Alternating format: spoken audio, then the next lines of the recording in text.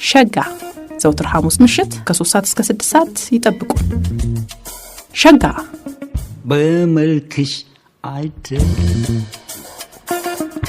ውበትሽን የማውቀው መረጃ እንግዲህ ሲቢኤስ ያወጣው አንድ በድንቃ ድንቅ መረጃ ደረጃ ነው የተቀመጠው። እኚህ ሰው እንግዲህ የ95 ዓመት የቴክሳስ አዛውንት ሬይመንድ ሃገር ይባላሉ። ለ27 ዓመታት የከተማ አውቶቡስ በማሽከርከር በጊነስ ወርልድ ሪከርድስ ላይ የዓለማችን አንጋፋው የአውቶቡስ ሹፌር በመባል ተመዝግበዋል።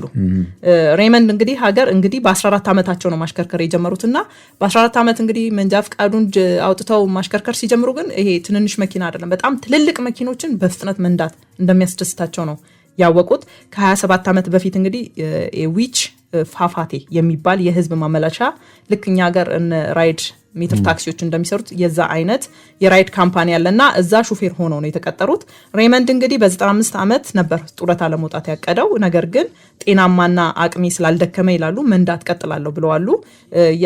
የዊቻት ፋፋቴ ከተማ ህዳር 18ን የሬይመንድ ሃገር ቀን ብለው ቀኑን ለሳቸው ሰይሞ እንዳከበራቸው በዛ ደግሞ በጣም ተደስተው አክብረው እኔ ይላሉ አንድ ትንሽ የገጠር ልጅ የሚኖሩባት ከተማ ገጠር የምትባል ናትና ትንሽ የገጠር ልጅ ይህን በማሳካቴ ደስተኛ ነኝ፣ ተባርኬያለሁ፣ ጥሩነት ዋጋ ያስከፍላል፣ ኩራት ተሰምቶኛል፣ እኔም በዓለም ላይ በጣም ጥንታዊ የአውቶቡስ ሹፌር ነኝ ሲሉ ሃገር እንግዲህ ተናግረዋል፣ ምስጋናም አቅርበዋል ይላል። ይሄን እንግዲህ ያወጣው ሲቢኤስ በድንቃ ድንቅ መረጃው ላይ ነው።